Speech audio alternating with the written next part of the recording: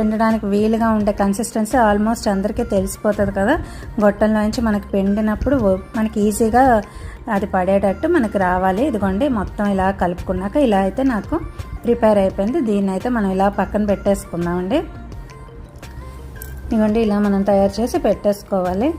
ఏంటి దీపావళి అయిపోయగానే ఇది చూపిస్తున్నారు, అప్పుడు చేయలేదని అనుకుంటున్నారా? అప్పుడు ఒక జంతికలు షేర్ చేశాను కదా, అందుకని అయితే ఇప్పుడు ఇది ఇంకొంచెం వెరైటీ అని చెప్పి ఇప్పుడు నేను షేర్ చేస్తున్నానండి.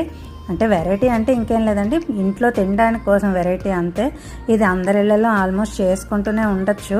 ఇదిగోండి ఇప్పుడు అన్ని జంతికలు కొట్టడానికి దానికి అన్నిటికీ నూనె రాసేసుకుంటున్నానండి. ఇలాగా ప్లేట్లకు కూడా రాసుకుంటున్నాను. దేనికి ప్లేట్లకు రాసుకుంటున్నానో మీకు చూపిస్తాను. ఒక 3 ప్లేట్లకి అయితే నేను ఇలా నూనె రాసుకుని ఆల్రెడీ పెట్టేసుకుంటున్నాను.